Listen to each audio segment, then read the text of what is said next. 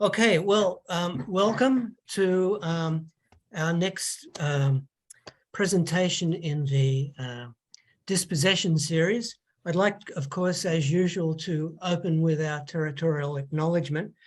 We acknowledge with respect the Lekwungen peoples on whose traditional territory the University of Victoria stands, and the Songhees, Esquimalt and Wasanic peoples whose historical relationship with the land continue to this day.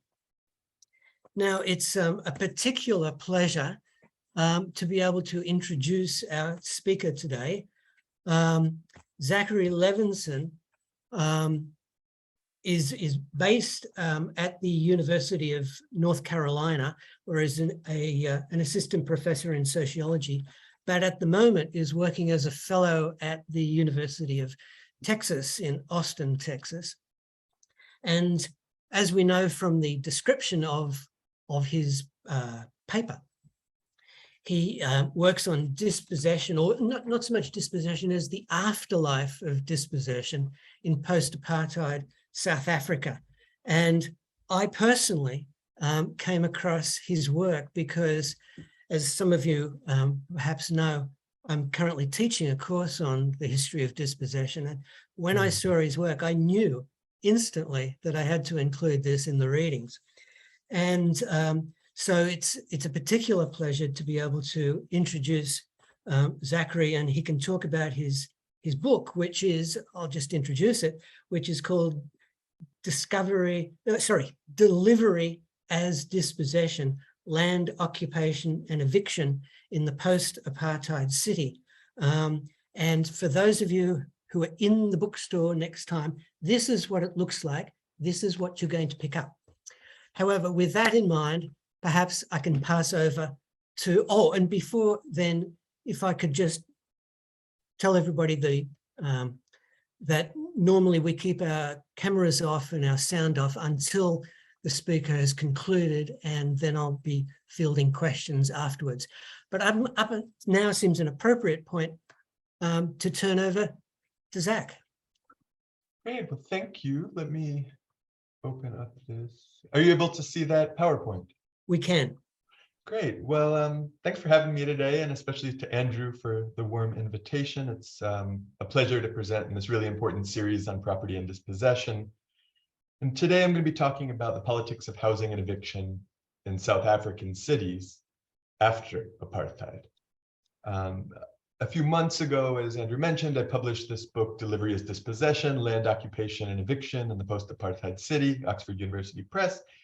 And so by way of introduction to the book, what I wanted to do was talk a bit about the twin concepts in the title, that delivery and dispossession, what I mean by these concepts. And then I'm going to give you a brief overview of three central arguments in the book. And so in doing so, I'll introduce the book's theoretical framework, and then I'll use it to analyze the two cases, these two land occupations that I explore in detail in the book, and that actually make up the bulk of the text of the book, this ethnographic stuff. So often when we think about dispossession in the South African context, we associate it, of course, with apartheid. And indeed, under apartheid, more than 3.5 million Black South Africans were forcibly removed from their homes, relegated either to rural, distant areas or else remote townships on the outskirts of the city. But when apartheid ended in 1994, South Africa's first democratic government sought to remedy the history of dispossession, developing this massive housing delivery program. So from dispossession to delivery, as in housing delivery, and deliver the government did, providing more or less 4 million formal homes to those in need. And so we find ourselves with this rather neat periodization: dispossession under apartheid, delivery after apartheid. Unfortunately, I want to argue today that this tidy opposition doesn't do us any analytic favors in helping us make sense of dispossession. For one, this delivery program, if we were to periodize it in the post-apartheid period, actually began under apartheid. And so it doesn't make much sense, of course, to limit it to the post-apartheid period. And today, the post-apartheid government regularly evicts both individuals and more commonly, as I'll talk about today, entire large-scale settlements, typically in the name of protecting its housing delivery program from those who refuse to wait their turn. And so I'll talk about all of this in more detail in a moment. But first, what I'm suggesting here is that under apartheid and since, delivery and dispossession have gone hand in hand, the one enabling the other. And so the trick is not to map them onto mutually distinct historical periods, but rather to understand how these two concepts work together in novel ways in each period. So what do I mean by this? To put it schematically, we might say that under apartheid, delivery enabled dispossession. So in order to expel racialized populations from city centers, the apartheid government constructed massive new housing developments on the urban periphery in the late apartheid period to facilitate relocation. So they're moving people out of city centers, but building new housing and then delivering that housing on the periphery. And so delivery enabled dispossession. But after apartheid, this couplet, I argue, is reversed. Dispossession is said to enable delivery. So this is the first major argument of the book. And it's actually a bit of a paradox, right? Why would a government that stakes its very legitimacy on reversing the damage wrought by centuries of apartheid, segregation, colonialism, why would they evict new land occupations and dispossess residents on a regular basis? I argue that the government does so because by labeling new land occupations as disorderly and distinct from other residents who wait patiently, housing officials believe that dispossession enables delivery, that evicting those unruly occupiers helps protect the formal rationality of the government waiting list for housing. Of course, in practice, dispossession does not enable delivery. But the crucial point here is that housing officials think that dispossession enabled delivery, right? They believe that dispossession enabled delivery. And this is the primary rationale for evictions in South Africa today. The scale of need for government housing vastly outstrips supply, and residents are forced to wait, often for decades. I should mention the average waiting time right now in Cape Town, where I primarily do field work, is 60 years, 60, for a home. So where do people go in the meantime as they're waiting? Well, their only option is to occupy land. But in doing so, once they occupy, they're read by housing officials as unruly opportunists, attempting to hail the state and force their way to the top of the government waiting list. But these squatters are attempting no such thing. They simply want a place to live as they patiently wait for housing. But rather than reading these new occupations as a consequence of the state's failure to deliver, housing officials tend to read these occupations as a cause of the failure to deliver. They're evicted then, paradoxically, in the name of protecting delivery, even if these evictions accomplish no such thing.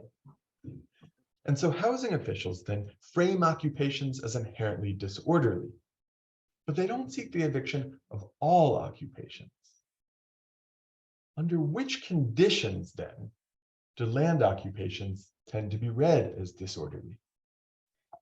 This brings me to the second argument advanced in the book, which moves us from how state actors see residents to how residents see state actors, or really envision the state, this thing that we call the state. So how occupiers, and this is really, really crucial to the argument in the book, how occupiers see the state impacts how organizers articulate the project of occupation. So how they see the state affects how they organize themselves. And as I'm going to show in my talk today, the project of occupation can assume multiple potential articulations. How they articulate the project of occupation then shapes the organizational form assumed by the participants in that occupation. And it's this organizational form, I argue, that affects then how the state sees them. You know, unlike, say, if you know a book like James Scott's Seeing Like a State, instead of this kind of top-down analysis, what I want to do is argue for a relational account of eviction outcomes. It suggests we can't simply theorize the state as this coherent institutional entity that straightforwardly sees populations.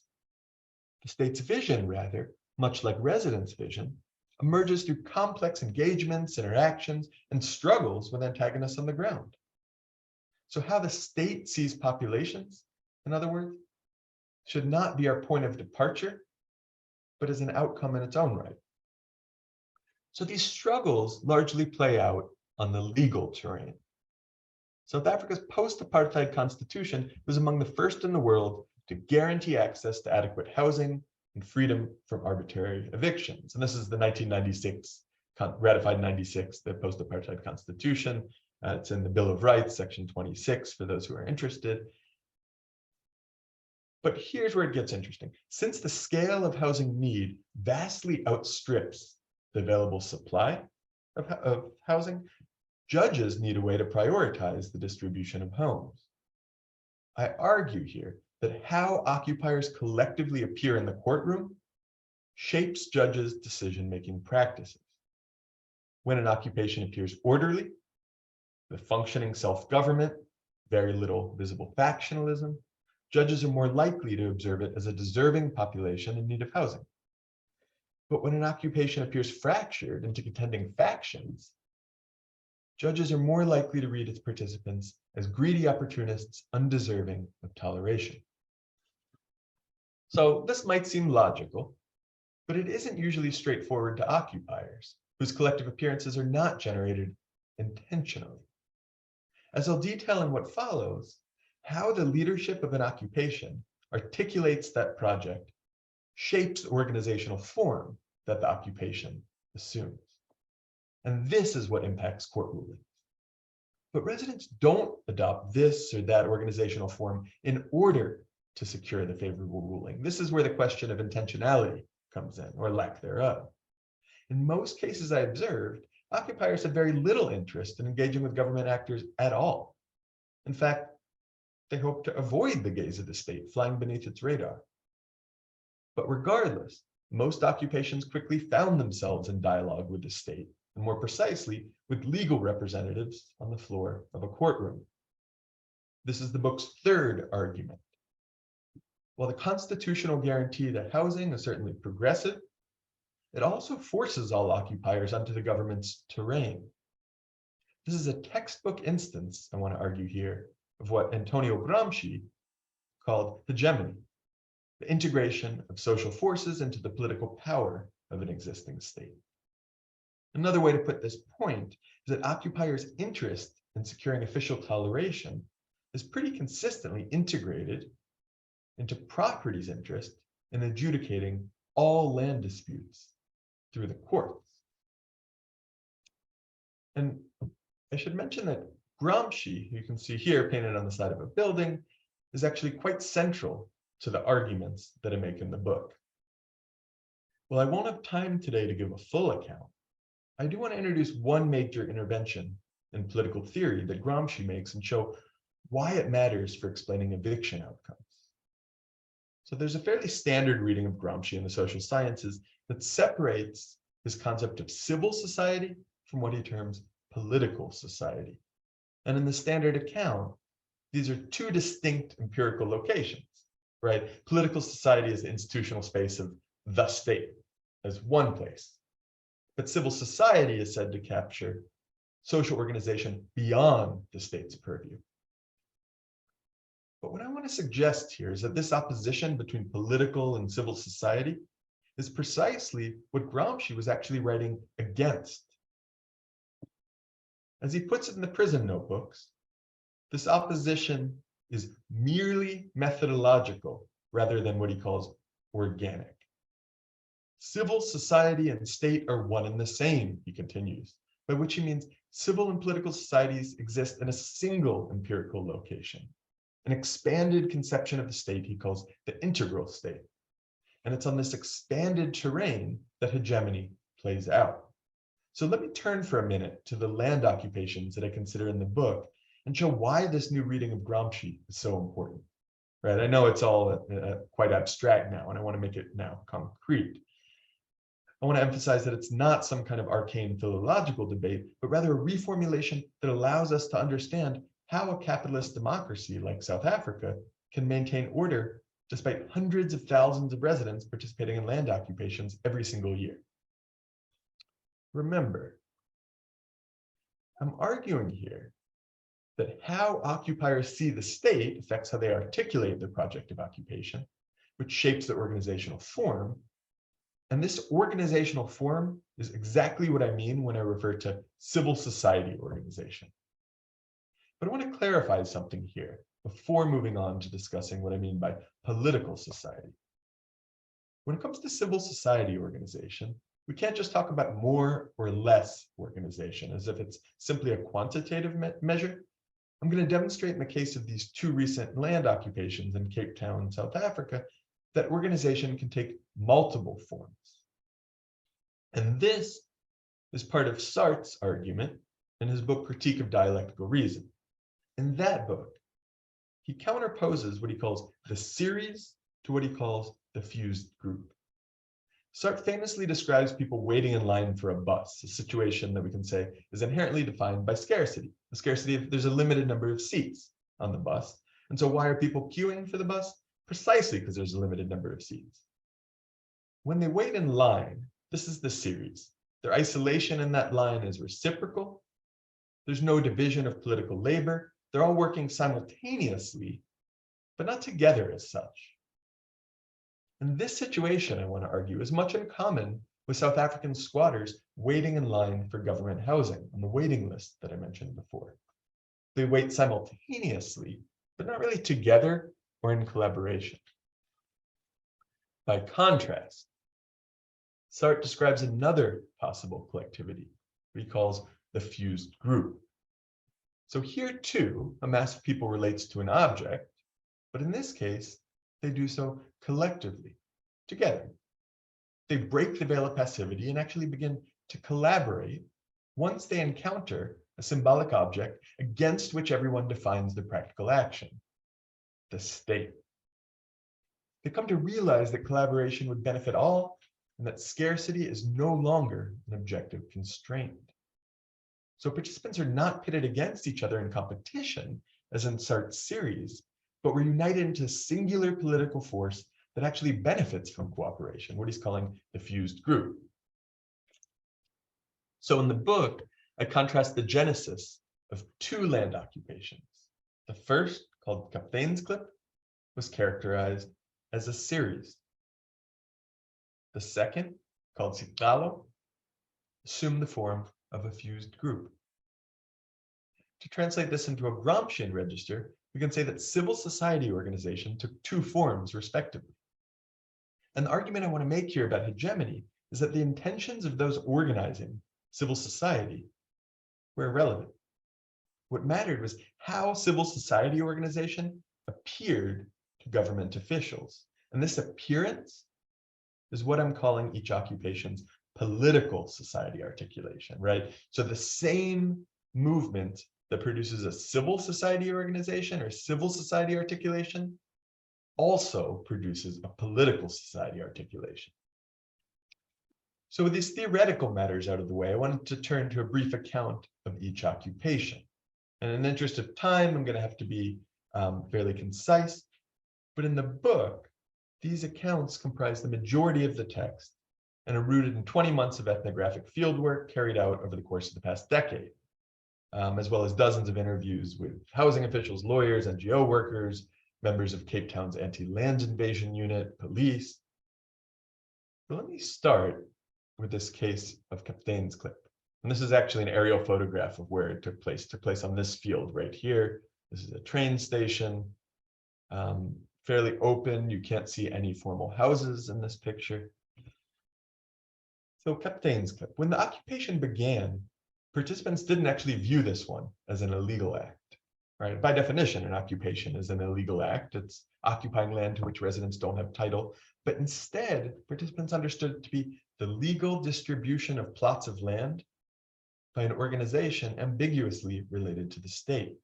So there's this group called the Mitchell's Plain, and Mitchell's Plain is this part of Cape Town, the Mitchell's Plain Housing Association, the MPHA, the Mitchell's Plain Housing Association began holding meetings in the area, explicitly appealing to backyarders. So most people who live in informal housing in Mitchell's Plain don't live in sprawling informal settlements. They live in backyard shacks. Sometimes backyarders find friends or family members who allow them to erect a shack behind the house. Sometimes they pay a monthly rent to the homeowner in return for access to the land, but the fact is they're backyarders. And so this is why the MPHA's meetings in their neighborhood immediately appealed to participants. In the months leading up to the occupation, they held gatherings at a local community center and a nearby elementary school. And as word spread, there were soon hundreds of people at these meetings, eventually over 1,000. They're always chaired by the MPHA, though sometimes they brought guests with them, including elected officials from the city of Cape Town. Most backyarders who attended these meetings were under the impression that the MPHA was actually related to Cape Town's Department of Human Settlements, their housing department. This is the arm of the municipal government responsible for housing delivery. What they didn't know was that the MPHA was actually a front group for a political party, the African National Congress, which is the ruling party nationally, but the official opposition in Cape Town for the past, 16 years. So Mitchell's Plain residents vote overwhelmingly for the chief rivals of the ANC, the Democratic Alliance, the DA, who govern Cape Town, with ANC supporters few and far between. And in general, in Cape Town, but in South Africa more generally, but especially in Cape Town, voting is strongly correlated with race. And Cape Town's so-called colored population, who make up 98% or so of Mitchell's Plain residents, tend to support the DA. And Black African populations tend to go for the ANC or for other parties. So due to the spatial legacy of apartheid, these voting blocks are often adjacent, but mutually exclusive. So we have to ask, what was an ANC front group doing organizing a land occupation in non-ANC territory? Well, in the run-up to local elections, party operatives often organize land occupations in rival territory to expand their voter base. But MPHA members could not simply order a group of residents, even those in desperate need of land, to just walk onto a field and build, right? They need to build the trust of participants. And plus, we can say the precarity of land occupations is such that people want some guarantee they're not going to be evicted on the spot or as soon as the sun rises the next morning. The MPHA would need to figure out how to stave off the city's anti-land invasion unit, which is actually a part of the housing department. And this anti-land invasion unit, the ALIU, is tasked with monitoring new occupations. So while ALIU employees actually aren't legally allowed to use force or even remove people's belongings, though they sometimes do, often do, more usually they work in conjunction with the police, who of course can use force. And so the ALIU acts as quickly as its capacity allows, since South African law prohibits evictions once people's homes are established, even in cases of illegal occupation. For this reason, if the ALIU and the police can act before residents finish erecting and furnishing their structures, they can prevent an occupation. But if they don't catch them in time, they need to secure a court order before they can evict them. So the MPHA held meetings in southeastern Mitchell's Plain for months until there were hundreds of people at each assembly. Backyarders shared stories of hardship from the floor, and the MPHA succeeded in building a certain amount of rapport among these potential occupiers. But there's one major caveat I need to add here. The organization did not try to transform this empathy into solidarity and facilitate the birth of a collective organization like a fused group, let alone something like a social movement. Rather than building a cohesive force that could unite in the face of anticipated state repression, the MPHA represented occupation as a distribution of plots of land to residents, almost as if these residents were homeowners in the making. In Sartrean terms, they serialized these occupiers. This was on full display when one of the occupiers, named Faiza, shared with me a copy of the journal she kept throughout the entire occupation. On its very first day of the occupation, Kapteinsklip, she described its origins.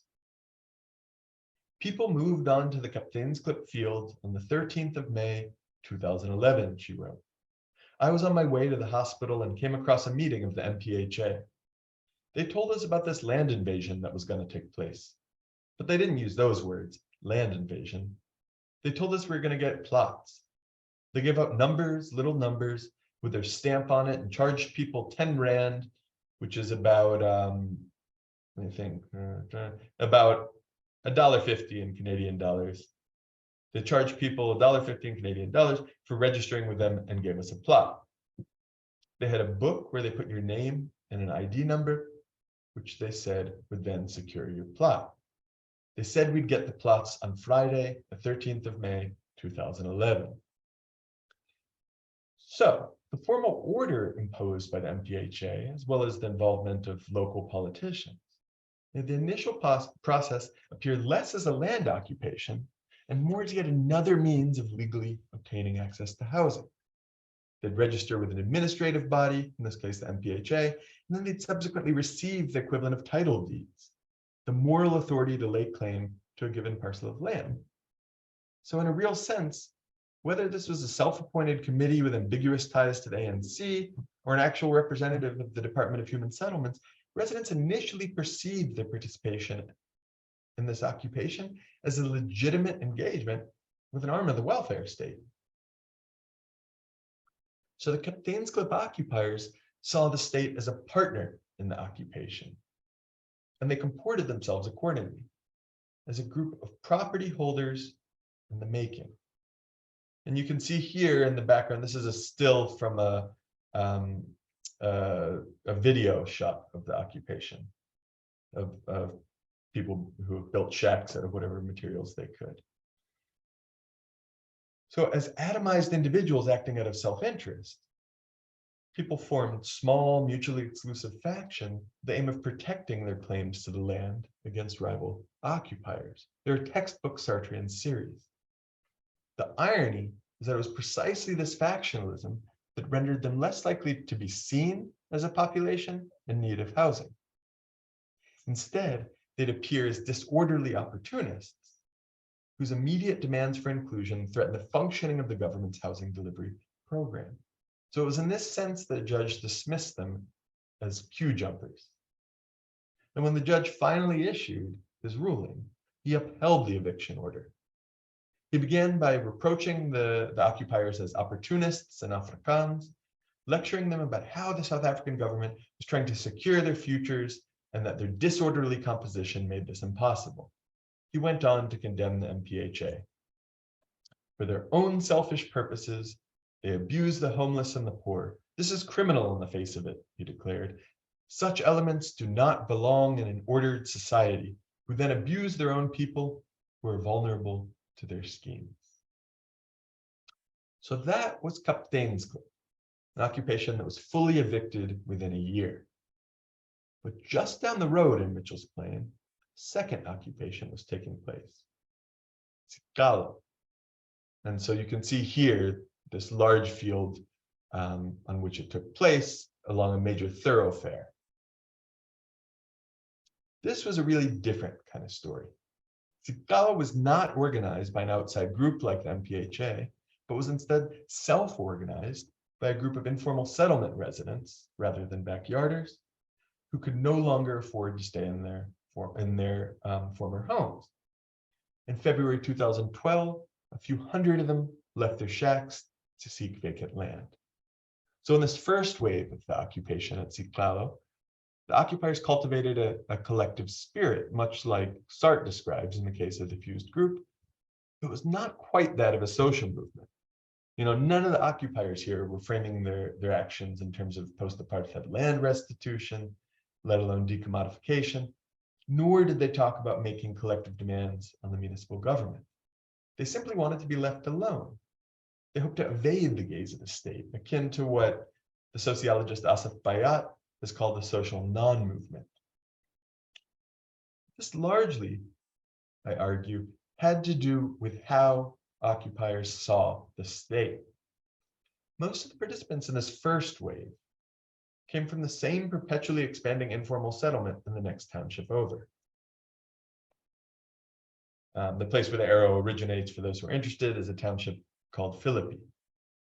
The majority of the residents there were officially tolerated in Philippi, but as new shacks emerged in interstices of the tolerated shacks, the anti-land invasion unit showed up and tried to have them removed. And this perpetual tussle with an arm of the municipal state was an entirely different experience from the backyarders who occupied Kapteinsklip. Backyard shacks are rarely policed by the anti-land invasion unit, and an external organization, the MPHA, framed the occupation as actually involving the state, right? But in the case of Skalo, residents shared a collective memory of the local government as their ceaseless antagonist. And it's for this reason that they represented themselves very differently than did the Kapteinsklip occupiers. So in the case of Skalo, they often sought safety in numbers, even appointing an unofficial representative of the occupation. And when the occupation was not met with resistance, others began to move in. So once a few hundred shacks had gone up, others from the informal settlement, the next township over, began to join them, as did a number of backyarders from Mitchell's Plain. Then squatters facing eviction in another nearby township began to join the occupation, and people kept trickling in. So this brought in a number of Afrikaans speakers who quickly established the so-called colored corner of the occupation. And by the end of the year, there were at least 6,000 inhabitants living in Sikalo. So you can see how quickly this thing grew. The civil society organization of Sikalo couldn't be more different than Kapteinsklip. So whereas seriality yielded factionalism in Kapteinsklip, in Sikalo, the occupiers elected a 12-person committee that included representatives from all corners of the occupation. Remember, at this point, it was 6,000 people and growing, nothing to sneeze at, right? The committee was evenly split between men and women. Though when I attended their meetings, the men would invariably dominate discussion. The committee included rivals as well as more neutral members, but it actually functioned as a representative body, an informal government of sorts, we can say. So residents' demands for this representative committee appeared less to have to do with abstract principles of democracy or justice or something like this, than with the practical necessity of accessing information about the status of their court case. So just as in Kapteinsklip, these court dates proliferated, and the residents managed to secure a legal team through the exact same public interest law firm used by the Kapteinsklip occupiers. Key to their victory was their combined ability to represent the residents as a population, which I would define as a people legitimately associated with a given territory, rather than as opportunists, queue jumpers, or other self-interested individuals whose presence in Sikalo was represented as fleeting and nomadic. So throughout the legal hearing, the city represented the squatters as opportunists, to use the lawyer's word. This fit with the city government's larger attempt to represent all land occupiers as free riders in search of a quick buck, rather than as homeless people in need. It submitted that the legal position is that opportunists should not be enabled to gain preference over those who have been waiting for housing patiently, according to the legally prescribed procedures, the city's lawyers argued. But where were people to go if they weren't going to occupy land? Even the government's legal team acknowledged the lack of options for many of the Sikalo squatters, but these same residents were denigrated as opportunists. This is despite the fact that the residents, quote, and this is from the city's legal team again, that the residents assert in terms that they do not wish to bump anyone off the housing waiting list and do not assert a claim for formal permanent housing. So what was the alleged nature of their opportunism if the city government saying they're not trying to bump people off the list, they're not trying to secure formal housing, they just want a place? Well, ultimately it boiled down less to a specific instance or an observable instance of opportunism, more to the way that the government imagined the logic of land occupations. So the government's lawyers argued land invasion is inimical to the systematic provision of adequate housing on a planned basis. Occupiers are invariably opportunists who should not be enabled to gain preference over those who have been waiting for housing patiently, according to the legally prescribed procedures. So this unmanageable opportunism then was counterposed to the orderly subjects, assumed to be necessary for the functioning of a redistributive democracy. Those who have been waiting for housing patiently, as the lawyers called them. So the lawyers continued, for this reason, the residents should not be permitted to claim permanent housing ahead of anyone else in a queue. Well, the residents' legal team challenged the government's argument as inconsistent. First, the very notion that squatters were opportunists were belied by the fact that the government admitted they were largely houseless. Whereas in Kapteinsklip, the city was able to successfully represent the squatters as opportunists, vying with one another for these plots of land on the field. In the case of Sitlalo, it failed to do so. So if the city argued that the spontaneity of land occupations threatened the functioning of the delivery apparatus, the squatter's lawyer responded by questioning the inflexibility of the city's plans. He said, the failure of a municipality to plan for or foresee the possibility of the eviction of a large number of poor people is no excuse for refusing to formulate a rational plan to provide alternative accommodation once the possibility of an eviction and consequent homelessness is drawn to its attention. So it's undoubtedly frustrating to those overseeing housing distribution or housing delivery when unanticipated externalities threaten the system's very function. Yet formal rationality is never an end in itself. The entire reason the city even has a housing policy is to accommodate those in need, these alleged externalities. So on June 3rd, 2013, the judge ruled in favor of the occupiers, but with some qualifications. The city of Cape Town and the two landowners agree, he wrote, that the consequences of an eviction at this stage will render the majority of the occupants homeless. He discussed them as a population, never as individual opportunists or as members of factions. Judging from the expert reports filed, they have settled to the extent that there are now some 1,800 structures, including creches, informal childcare centers, and spaza shops, informal convenience stores on the land. He never referred to contending factions or internal strife, as was the case in Kapteinsklip. He always discussed them as a block, and for now, the squatters were safe. So this then is how Kapteinsklip was designated for eviction, whereas Sitlalo was tolerated, ultimately growing to roughly 18,000 residents and 6,000 shacks today. Now, a decade since Kapteinsklip was cleared in 2012, the municipal government has no plans to develop that land. This was clearly not a straightforward case of gentrification or a land grab, given the fact that there's no planned development. So why did the government target Kapteinsklip but not Sitlalo? In short, I want to suggest that it had everything to do with organizational form.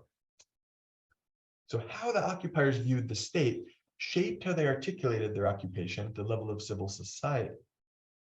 The backyarders who occupied Kapteinsklip had a relatively favorable view of the municipal government. The anti-land invasion unit hadn't harassed them when they were living in backyard shacks, and they were under the impression that their occupation was legal, facilitated as it was by a party front group.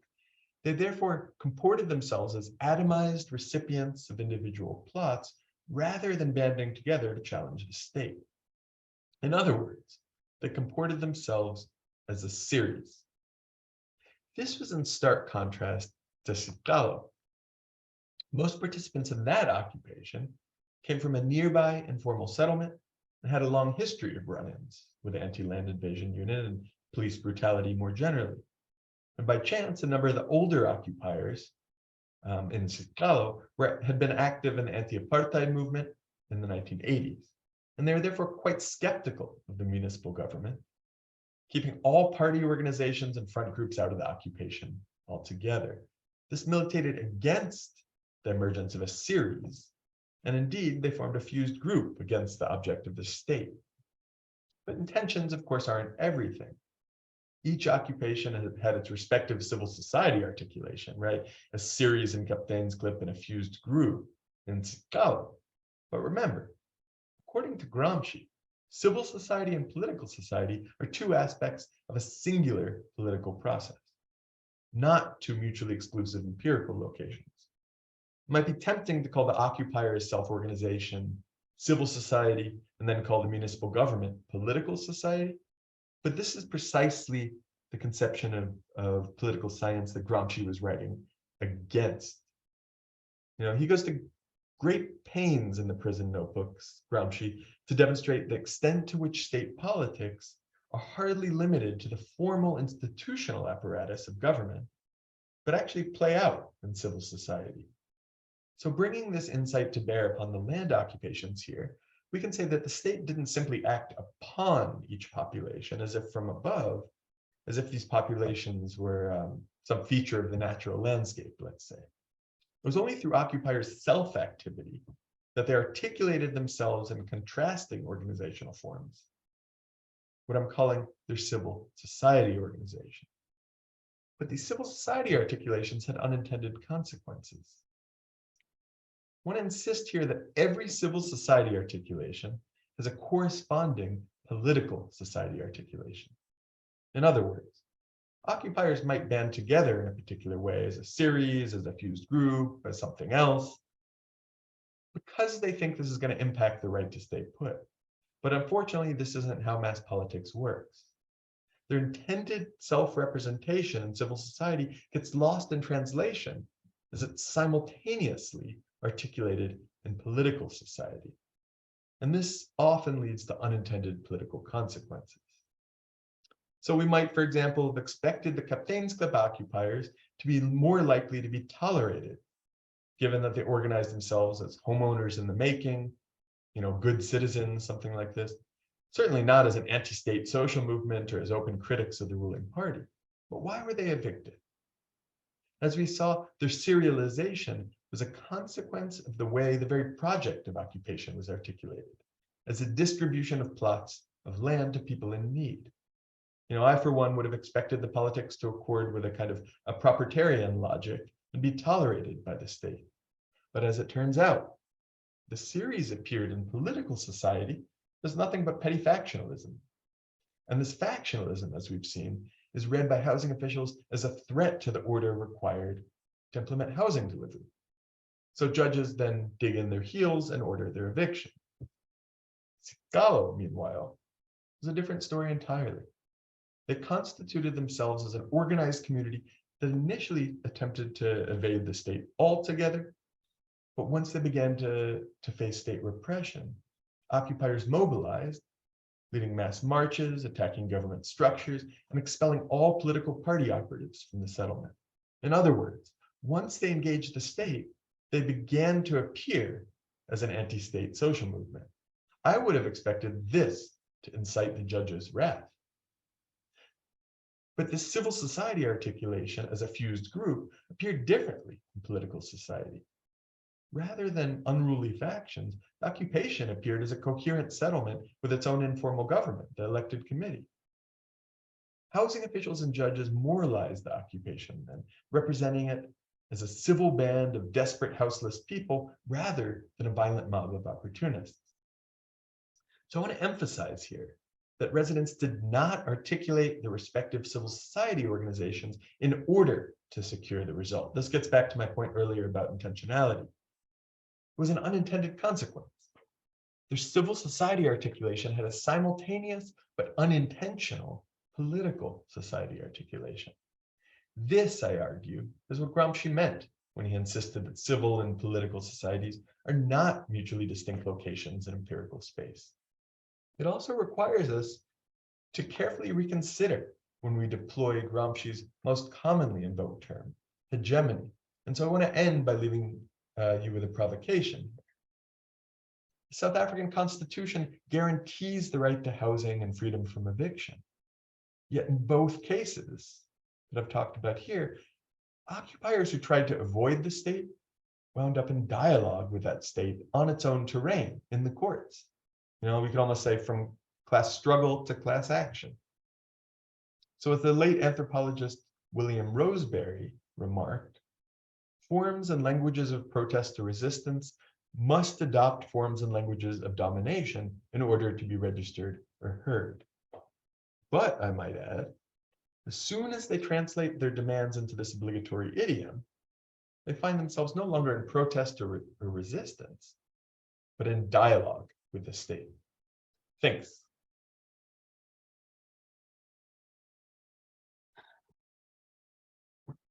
Well, thank you very much indeed, Zachary. That was really marvelous. I have like an absolutely million questions that I could ask of you, but I know that there are other people who would like to be able to do that as well. But I'll take advantage of my role here to ask a question. As I was listening and as I was reading your book as well, one of the things that struck me about what you were saying was I wondered to what extent the difference between the outcomes that the courts took and that the assumptions that municipal government were having, to what extent was it framed by had they really moved beyond the memory of apartheid and what it meant? So in other words, you're saying that one group of people, you would think they're trying to be independent property owners, therefore the state should sort of look kindly upon this. And whereas the other group are they're more traditional victims. And so in a patriarchal way, authority, state authority, whether it's the courts or whether it's government, they can be the people looking after the victims. Whereas the people who are trying to be independent people, that entails taking on board the fact that they're potentially equal partners worthy of dialogue. And I wonder whether the difference is partly that this is taking place in a society where the mentality of apartheid is still lingering. Great question. I thought a lot about this, and sort of when we say that the memory of apartheid lingers, I think there's sort of a few ways to think about that here. One is to say straightforwardly, a number of the housing officials that I interviewed were apartheid era housing officials who are literally still in office.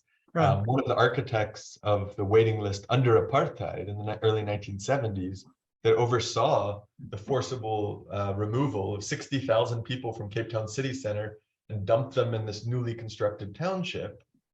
That's what Mitchell's Plain is. Wasn't constructed until the mid-70s. The actual guy is today a provincial official in the Western Cape. Or disproportionately top housing officials were white.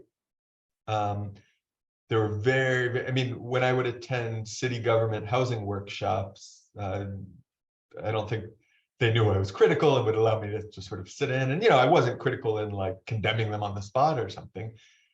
I was often perplexed sitting in a room of 40 people where there'd be 3 people who weren't white total in a city that's overwhelmingly not, in a country that's 8% white.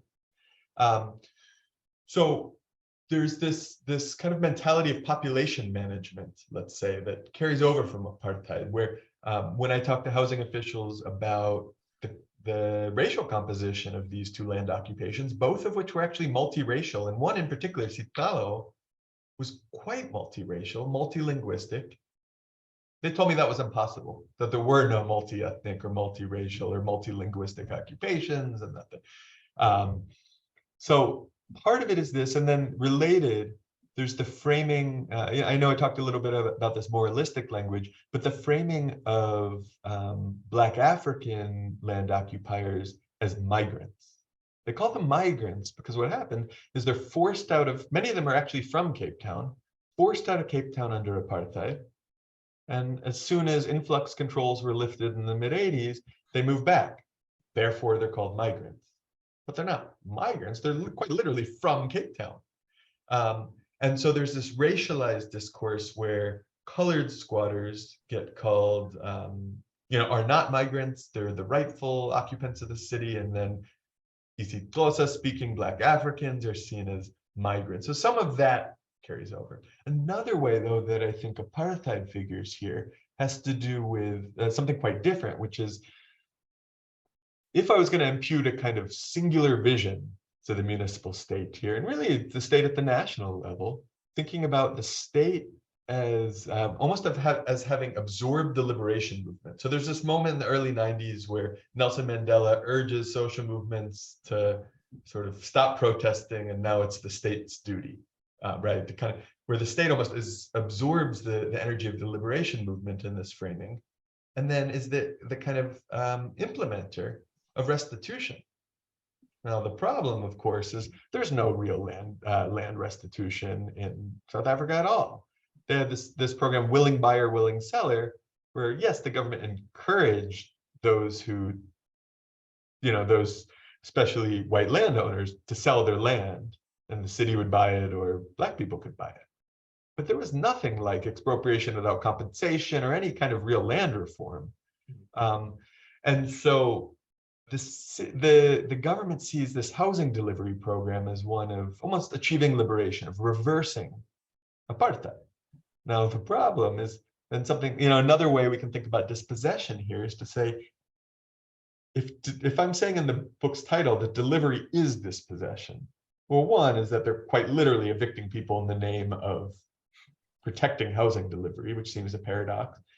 But another is that think about where these houses are being built. People are living in the peri-urban fringe, often quite a ways from real employment opportunities in some of the poorest and most violent areas of the city. And then the houses are delivered there, or even further out. So what it does is to formalize the racialized geography of apartheid, locking it into place. So there are a few ways I think that kind of the memory of apartheid plays out here, where there's not often it's narrated as this like utter break, and we hear all these narratives of the new South Africa. And to be quite frank, and this isn't to be cynical, or it's just to say I don't think that's not something I empirically observed when it comes to, insofar as there is a break, it's about this kind of reversal, this attempt to reverse apartheid. But there too, it takes on a logic of its own and is quite different, I think, from actually delivering houses on a mass scale. Right. Yeah. Thanks. That's a great answer. Great question. It's a great answer. Are there any questions out there? Terry. Hey. Hi there, Zachary. Thank you for your talk. Very much enjoyed it. One point is just a clarification question. You mentioned that the backyarders are?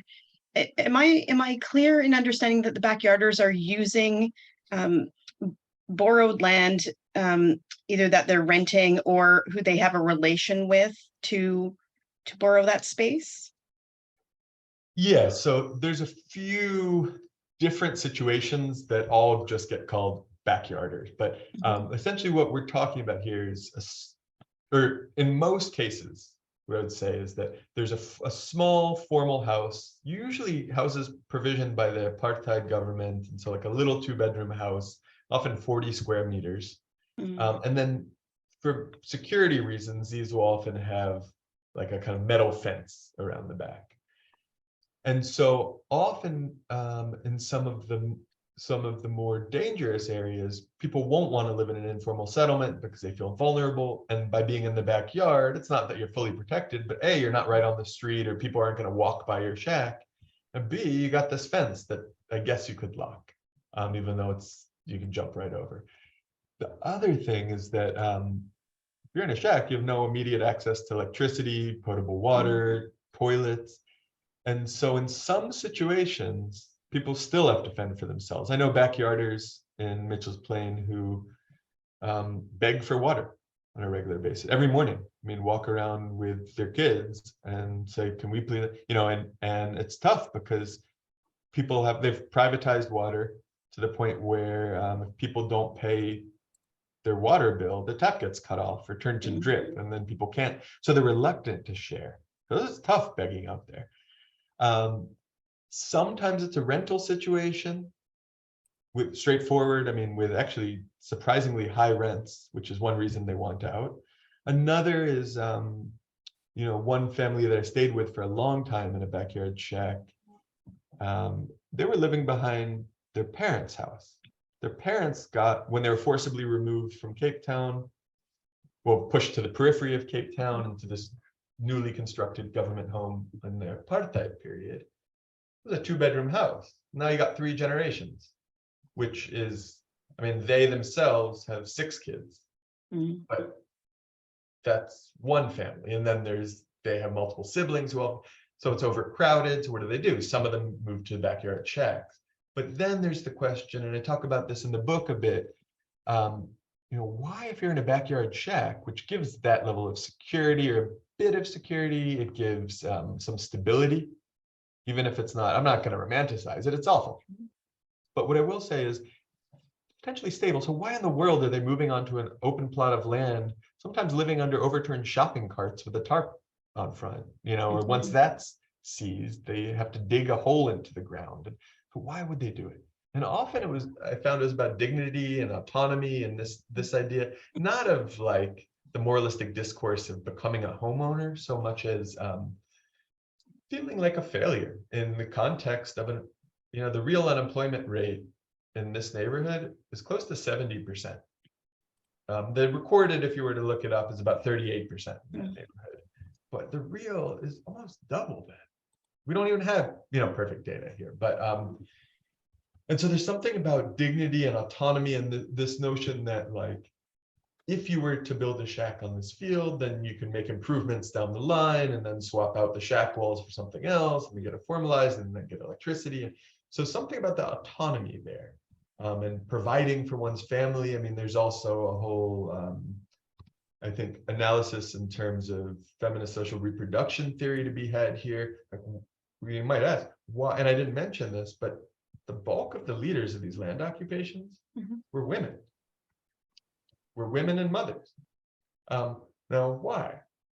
Well, it was largely female-headed households where women wanted a place for their kids, as they would put it, to not be stuck in some backyard or in some overcrowded house, even though it's tough, right? I mean, it's not like living in a land occupation as any kind of immediate fix. It's going to make things worse in the short term. But there was a kind of hope for providing here, so to speak. Right. The other thing I wondered is why the state doesn't formalize the backyard shack. Like, you know, it's on land that's obviously available for housing. So it wasn't, and, you know, they could add better infrastructure and densify these areas. And so I guess I wasn't clear on why that's not an attractive, even if it's a temporary option, as people, that gives, you know, allows for the filtering to happen and perhaps a stable place to be created in the meantime while other housing is brought on stream. Great. So partially they do just that. And this is where it gets so complicated when talking to housing officials. They get so frustrated and say, look, we are delivering.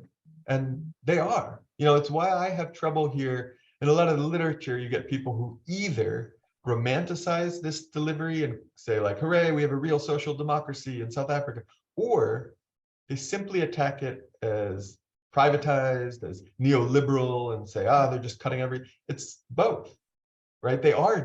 It's the largest, as far as I can discern, this is the most substantial mass housing delivery program in any modern democracy. Brazil came close to overtaking it, and then the program was ended when there was a coup fairly recently. And so they are delivering, they are formalizing, but the problem, and a lot of this stems from the legacy of apartheid, is that as people were forced out of, millions of people forced out of cities, dumped in underdeveloped rural wastelands, where there are no jobs, worst education systems in the country by far, what do?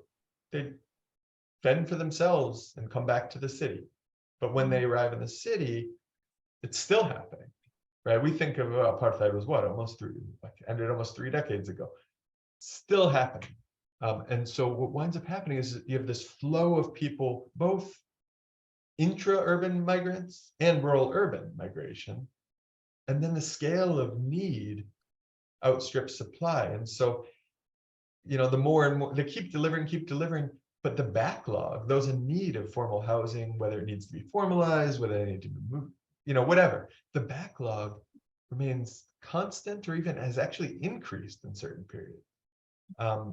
The data on this that we have is, this was supposed to be a quantitative project when I started, and the data was so terrible it turned ethnographic, and then it turned into a long-term ethnography. But the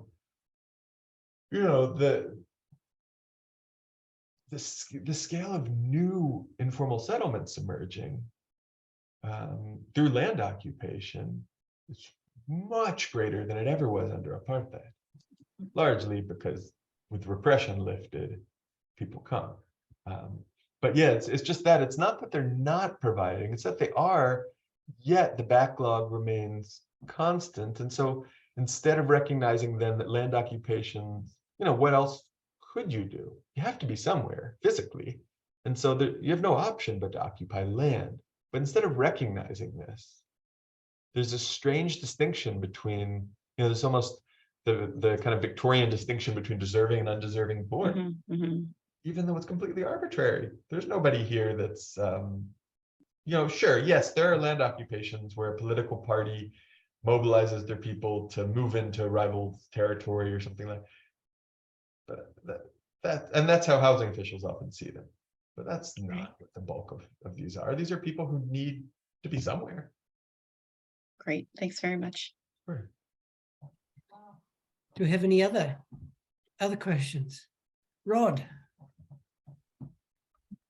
Well, thank you very much for that talk. That's fascinating, way outside my field, but I heard some echoes of things that I have looked at in the past.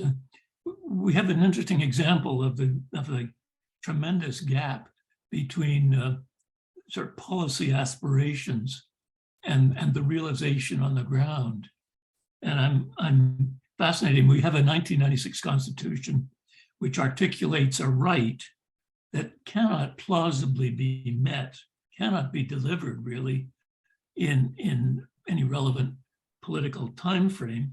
And the articulation of that right interacts tremendously with the question of property rights to land and how we work through those.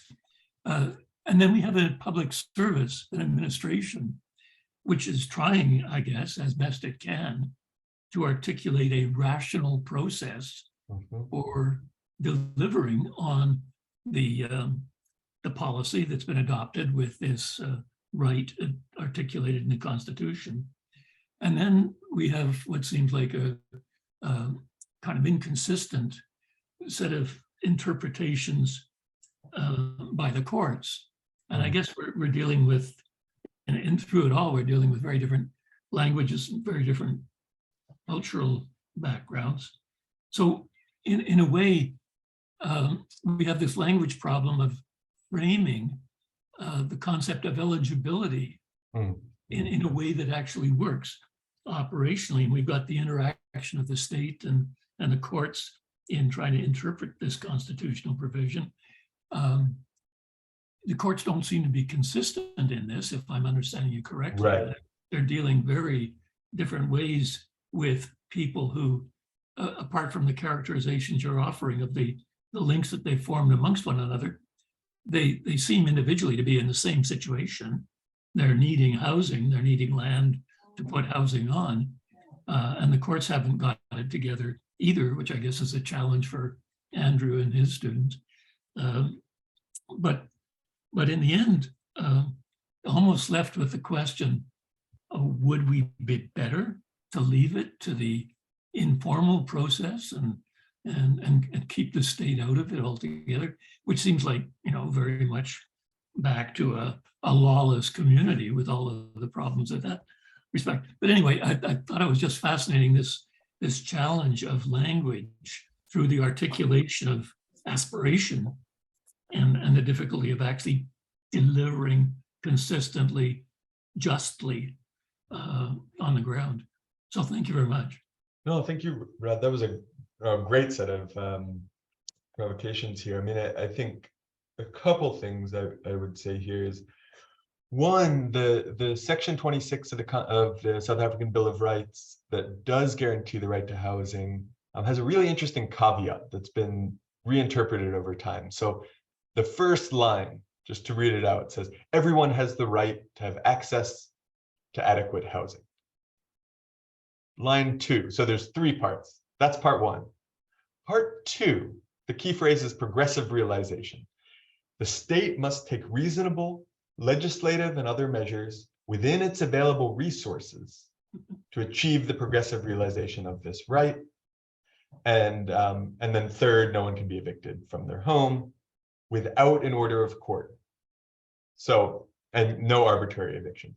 So 2 quick things here. One, this thing about what are the state's resources, how can they progressively realize housing delivery, has been reinterpreted through a series of important constitutional court cases in South Africa that have tried to specify, so what does the state have to do? What do they have to provide? Interestingly, I've observed a kind of shift from defining the process of delivery to the object being delivered, home. And if you look at court cases, even on a provincial level, if you look at like the high court rulings and such, they've tried to redefine what a home is. So interestingly, in the government's housing delivery program, it used to be, there's only one type of house that would be delivered, a formal multi-bedroom home on a plot of land. There's been a redefinition toward what's called housing opportunities, which is usually 2 walls, a top structure on a greenfield site on the urban periphery. So basically dumping people there with half a shack and saying, go occupy this land, but this one, right? And calling that a house. In terms of the eviction clause, the courts have decided that the government has to offer alternative accommodation, their phrase, before they're allowed to evict anymore. But the way it's functioned in practice is starting around 2008 on a national level. You have all these essentially state-run refugee camps in cities. They call them temporary relocation areas, TRAs, in Cape Town. They have different names in each city. They're transit camps in Johannesburg. They're decant camps in Durban. But what these are like lines of state-built shacks. Often, no one wants to live there. First, you're supposed to be there for 6 months as they transition you to your home. People don't get transitioned out. Most of these temporary relocation areas have now been there for well over a decade, some for 14 years. And then the other thing is they're taking people from, Cape Town, in this area of Cape Town, gang violence is a real problem. And so you can imagine with gang violence comes territoriality. So they're taking people from this and this and this and putting them all here. You can imagine what happens. So no one wants to go. So they reject the offer of alternative accommodation and therefore are eligible for eviction. Right? So this kind of, as progressive as the language sounds in the Bill of Rights, it's been reinterpreted by the Constitutional Court in such a way as to kind of regularize both evictions and to kind of strip the content of housing delivery and leave it a kind of hollow shell of its former self. Now, when I say all this, when I'm critical of the housing delivery program on these grounds, I'm certainly not advocating for its, I'm not bending the stick toward pure informality or something like that. I really don't I take a lot of issue with a lot of literature that valorizes informality as somehow automatic autonomy. And it's not to say there's not dignity and autonomy. And yes, that's real and it's important and we have to consider it. But I would also ask people who valorize land occupations in this way to talk to people and ask, does anyone really want to live in a shack without access to potable water and electricity? Of course not. Now, what I would advocate, insofar as I were to turn this into what would I advocate here? I'm not really in the, not a policy type, but what I will say here is that there is no observable relationship between new land occupations and the slow pace of housing delivery. Even if occupiers are being blamed for the failure of delivery, and they are again and again, they're being called queue jumpers. They don't jump queue. Government officials produce queue jumpers by, they see a new settlement and they say, this is embarrassing. We're supposed to be liberating post-apartheid South Africa through delivery.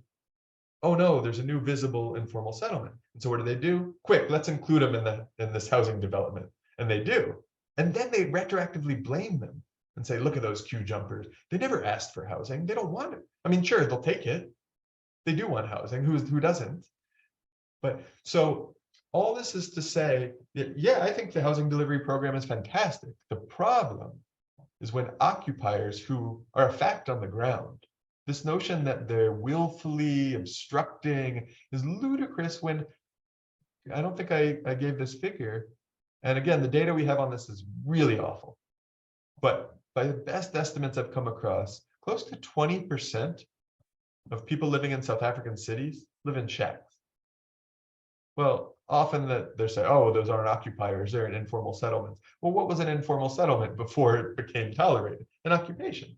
So 1 in 5 have participated in these things. Huge number. So these are facts on the ground, yet instead of being recognized as such, we're sort of, whether we can talk about, should it be benign neglect? Should it be provision of services in the meanwhile? All kinds of options here. But this moralizing discourse that blames occupiers for obstructing housing delivery is quite ludicrous, but is also the primary rationale for eviction today. When I got into this, and this is the last thing I'll say, I promise I'll stop rambling, but I assumed this was going to be straightforward. People were evicted so the land could be used for higher and better purposes, whether to make a quick buck, whether for social housing, all kinds of things. And again, I'm finding places that are evicted and nothing happens with the land.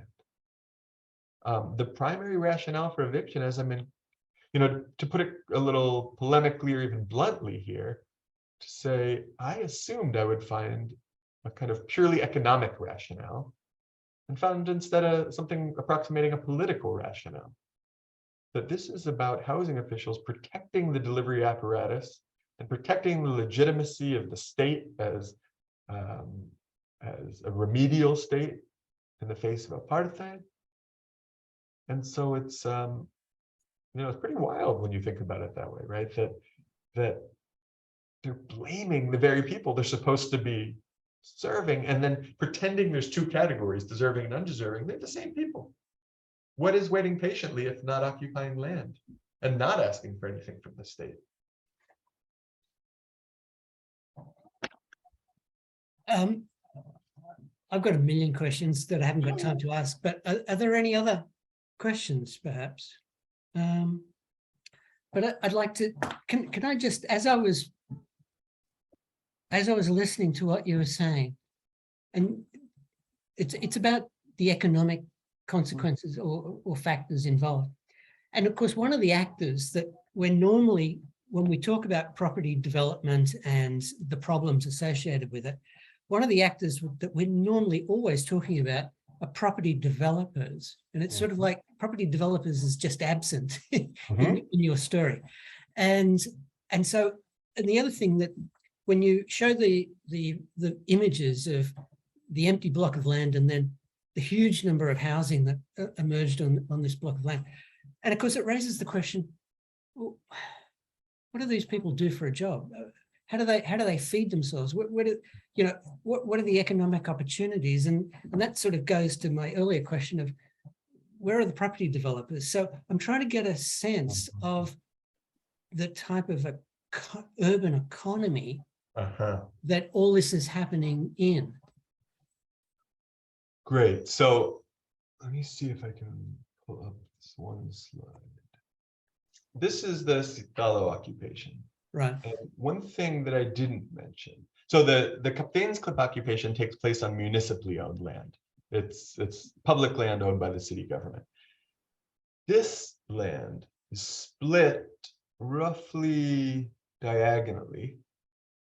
This part is owned by an absentee landlord. It's actually a demolition company, but who is holding this piece of land as speculative investment, rarely visits the place. And so it actually took them 6 months to file for a court order after people moved on, because they didn't even know.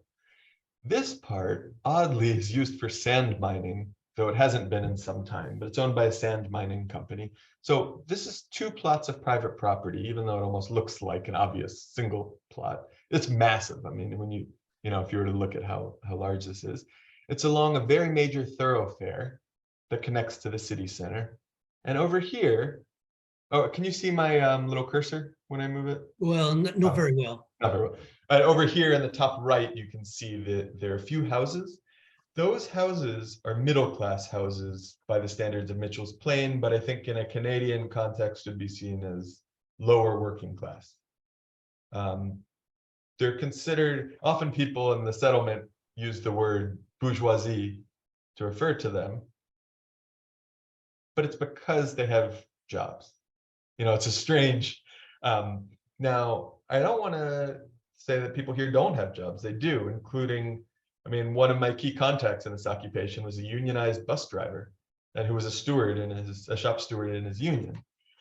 Some of them do have jobs and just simply can't afford to live anywhere else. There's been a complete speculative boom and a bubble even in Cape Town, largely. There's a debate over how much it's driven by absentee landlords and Airbnb and blah, blah, blah. I can tell you, rent I used to, for a couple $100, get a gorgeous place in the city center if I were to go there. And now it's like borderline US prices. Property developers are not very interested. The Kapteinsklip land, they want nothing to do with. This land, not much. They're just starting in this area. There's a couple shopping malls. It's not that there's no stores, but most of the kind of standard narrative of property development would apply to evictions closer to the city center. So let me see if I pull up that map just to show you where I'm talking about. So this is, it continues far north, but it's pretty empty up there. But this is Cape Town, the white part. This part here, if you can see the cursor, is the city center, like downtown. And if you were to go visit Cape Town, that's where you'd go. But 60-something% of the population lives over here in what's called the Cape Flats. And so under apartheid, it was basically, this was the white city center. Colored people were forcibly removed out of this area and dumped here. And if I were to use like one of those racial dot maps, you'd almost see, extending from the city center, a Black African corridor down the middle with colored buffers on both sides. Now, closer to the city center, like right here, if you can see, it's an area called Woodstock. There, it's all formal homes, and it's been gentrified, and it's undergoing gentrification now in a pretty classic sense. And so when there were, the occupations there are different. Like there's an occupation right now of 1,000 people occupying an old hospital, trying to live there.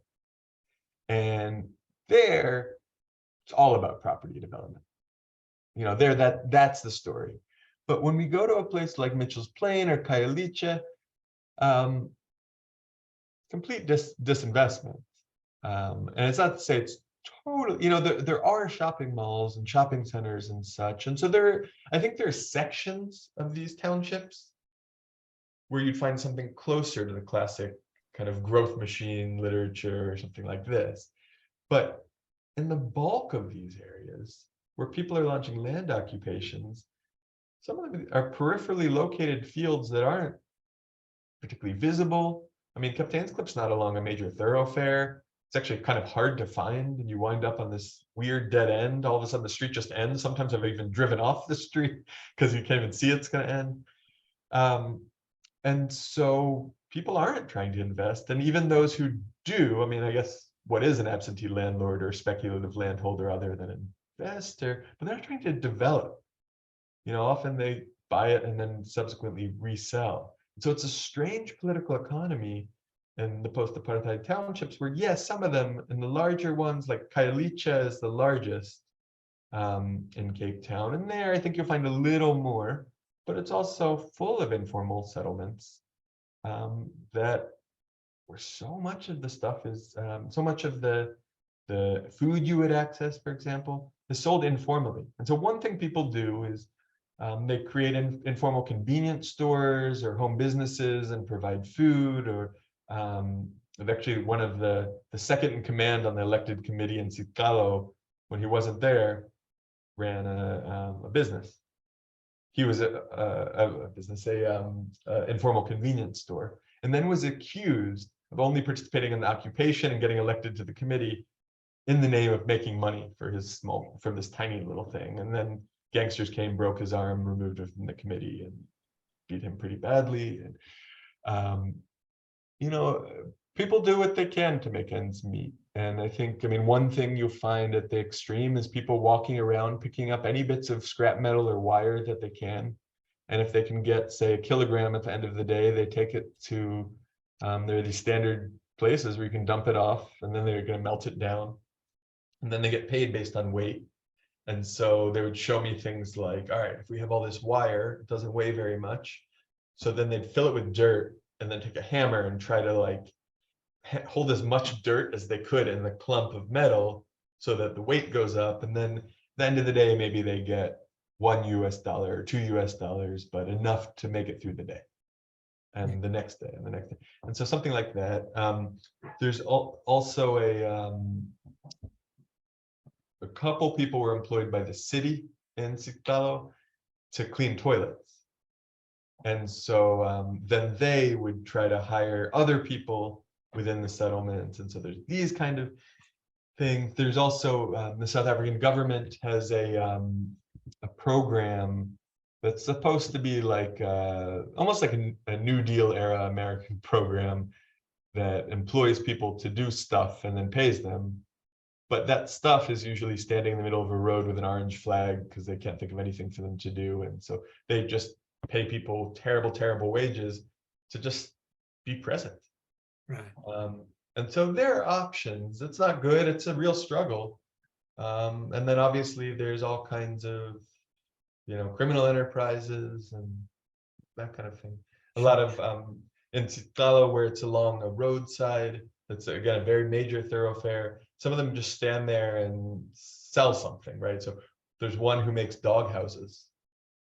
Well, no one in the informal settlement has a dog house, but people driving by who live in suburbs somewhere, coming back from the airport or something, might want a dog house. So there's that. There's people who go down to the water nearby and fish out these large fish that I wonder what they're called.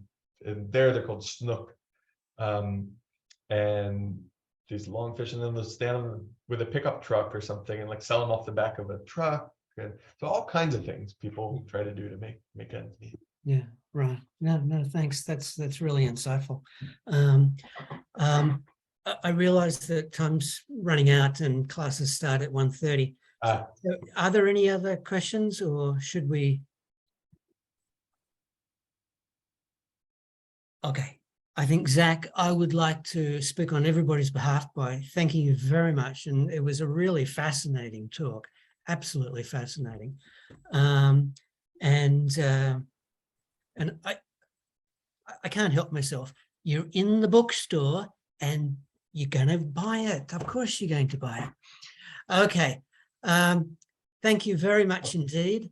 Zach, we'll be in touch to get back to you when we've got the video recording. Oh, great. So that you can have a look at it and give us the thumbs up. And if you do, then we'll post it because I know there are people who haven't been able to attend who would really like to be able to have a look at that. But apart from that, thank you very much. Oh, thank you. And I just wanted to mention another way to get the book. If you order it from the Oxford website and you put in that code, it'll give you 30% off. Wow, pretty great. So either, I don't care where people get it, but if you're interested. Okay. there. Okay, And thank you so much for Thank having me. It's been my pleasure. that's okay. Thank you very much indeed.